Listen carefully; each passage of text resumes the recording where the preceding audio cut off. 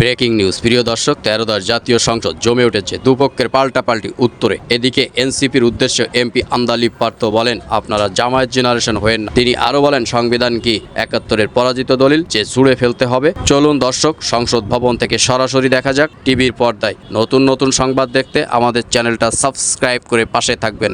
এই রেভলিউশনকে আমরা শ্রদ্ধা করি। 17 বছর আমরা কষ্ট করেছি। এখানে আমার ভাইয়েরা অনেক বেশি কষ্ট করেছে। আমরা জেলে গিয়েছি, আন্দোলনে ছিলাম, 20 দলে ছিলাম, 4 দলে ছিলাম অনেক আগে থেকে। আমরা চাই না, কিন্তু এই যে একটা প্রক্রিয়া, সংবিধানকে ছুঁড়ে ফেলে দাও, সংবিধানকে ছুঁড়ে ফেলে দাও। সংবিধানকে ছুঁড়ে ফেলবো কেন? সংবিধানকে মনে করায় দেয় যেটা 71-এর পরাজয়ের দলিল। আমি সংবিধান কেন ছুঁড়ে ফেলে দেবো? এই সংবিধান দিলে গাত্রদাহ কেন হবে? এত গায়ে লাগবে কেন? If I don't like it, there are relevant provisions within the constitution যে আমি পরিবর্তন করতে পারি। আমার দরকার কি যে আমি এটাকে ছুঁড়ে ফেলে দেবো? মাননীয় স্পিকার, আজান দিচ্ছে, should I come back? মাননীয় সদস্য, আপনি শেষ করেন, আচ্ছা, তারপর বিরতি দেব। আমি শেষ করি।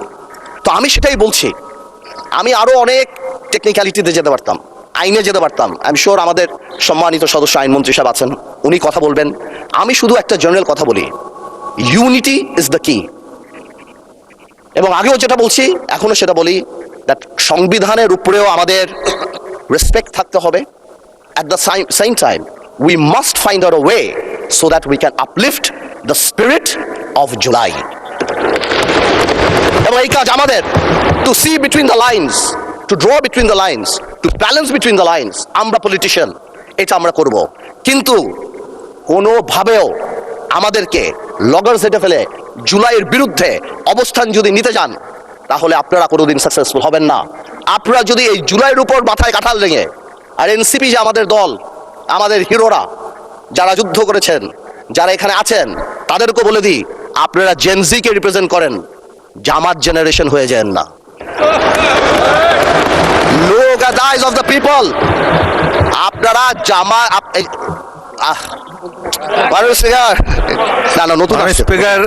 মাননীয় সদস্য, আপনি বলতে থাকেন। আমি বলতে ভাইদের বলতে চাই যে আপনারা পজিটিভ পলিটিক্স নিয়ে আসবেন। আর এক ভাই বলেছিল, বিরোধী দলের সদস্যরা বক্তা যখন বক্তৃতা দেয় তাকে ডিস্ট্রাক্ট করার চেষ্টা করবেন না, কোনো কমেন্ট করবেন না। Please listen to him, you will get your turn. হ্যাঁ, there is a possibility.